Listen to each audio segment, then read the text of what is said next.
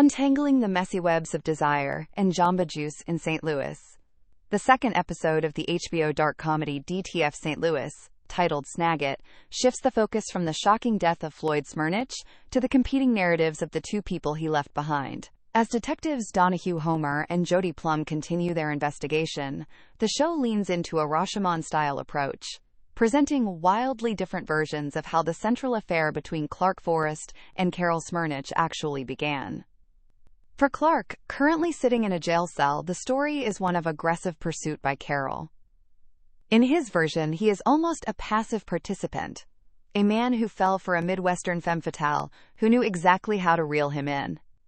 He recounts their meetings at a local Jamba Juice, where Carol supposedly orchestrated a quote encounter over a shared love for a specific smoothie called the Go-Getter. Clark's memories are colored by his own insecurities.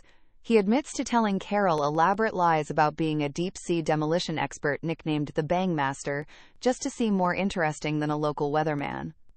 However, when Detective Plumb interviews Carol, the story flips. Carol paints herself as the victim of Clark's obsession, claiming he was the one who pushed for the affair, while she remained a devoted wife to Floyd. This version of events immediately hits a snag when Plumb's investigation reveals that Carol's habitual Jamba Juice order was actually a watermelon breeze, not the smoothie Clark remembered them bonding over.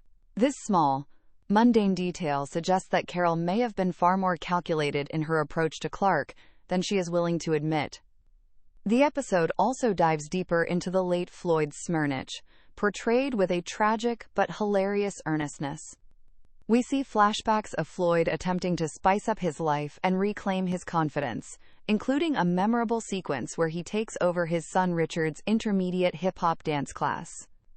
While Clark remembers Floyd as a bit of a dork, perhaps to justify sleeping with his wife, the show reveals Floyd had his own secrets. A box of belongings containing Playgirl magazines and evidence of his own activity on the DTF St. app suggests that the Smernitch marriage was far more complicated than a simple tale of suburban boredom.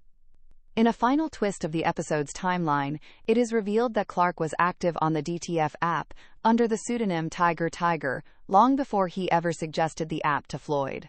This revelation, combined with the fact that the amphetamines used to kill Floyd were prescribed to Clark, makes the weatherman look increasingly like a prime suspect. Yet, with Carol's lies beginning to surface, and the mystery of Floyd's secret life unfolding, Snag It ensures that the truth remains just out of reach in the suburban shadows of St. Louis.